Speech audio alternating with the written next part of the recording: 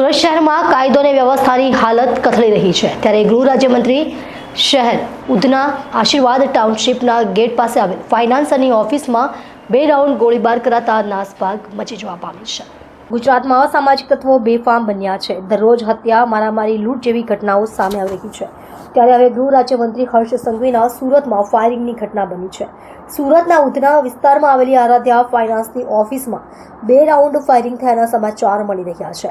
Bike પર આવેલા અજાણ્યા 2 શખ્સો ફાયરિંગ કરીને ફરાર થઈ ગયા હતા। પોલીસે સીસીટીવીના આધારે વધુ તપાસ હાથ ધરી છે। મળતી માહિતી મુજબ આશીર્વાદ ટાઉનશીપ ગેટ પાસે આરાધ્યા કોર્પોરેશનની ઓફિસ પાસે બાઇક પર આવેલા અજાણ્યા શખ્સો ફાયરિંગ કરીને ફરાર થઈ ગયા હતા। સમગ્ર ઘટના અંગે જાણકારી મળતાની સાથે પોલીસ ઘટનાસ્થળે પહોંચી હતી, જેમાં પોલીસને સ્થળ પરથી એક ગોળી મળી આવી હતી, જ્યારે અન્ય ગોળીની તપાસ હાથ ધરી છે। શહેરમાં ફાયરિંગની ઘટનાના આરોપીને ઝડપી પાડવા માટે ઉધના પોલીસે સીસીટીવીના આધારે વધુ તપાસ હાથ ધરી છે। રાહુલ પવારે કહ્યું કે મારા મોટા ભાઈ દીપક પવારની આરાધ્ય નામના ફાઇનાન્સ પાસે સાંજે સ્પ્લેન્ડર બાઇક પર 2 જણા આવ્યા હતા।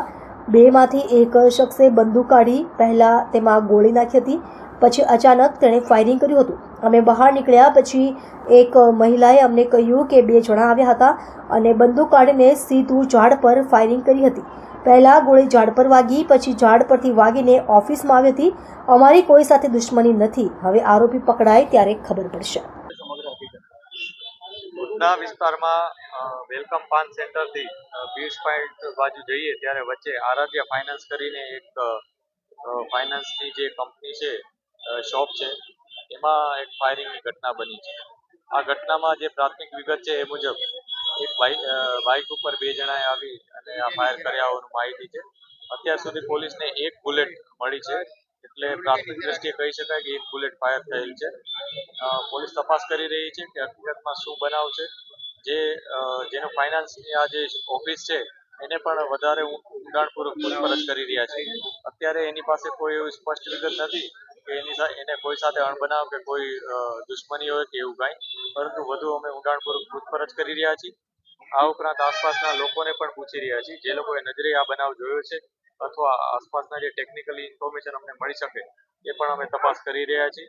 આ સાથે સાથે સમગ્ર શહેરમાં અમે નાકાબંધી અને વ્હીકલ ચેકિંગ ઓલરેડી અમારું ચાલુ જ હતું, તો એને વધુ એલર્ટ કરી દીધા છે અને લોકોને ઇન્ફોર્મેશન પણ અમે પોલીસને આપી દીધી છે કે કયા પ્રકારના લોકો અહીંયા આવ્યા હતા અને તમામ વિગતો ઉપર અમે તપાસ કરી અને જલ્દીમાં જલ્દી આરોપી પકડાય એ પ્રકારના પ્રયાસો અત્યારે ચાલુ છે। મારું નામ છે રાહુલ પવાર અને મારા મોટા ભાઈ છે દીપક પવાર અને એમનું કામ છે આરાધ્યા કોર્પોરેશનનું, એમની ઓફિસ છે અહીંયા। અને સ્પ્લેન્ડર ગાડી અહીંયા આવી હતી। સ્પ્લેન્ડર ગાડી આવીને 2 શખ્સ હતા। હવે 2 શખ્સ હતા, એમાંથી બંદૂકોએ બહાર કાઢી અને બંદૂકમાં ગોળી લાગી।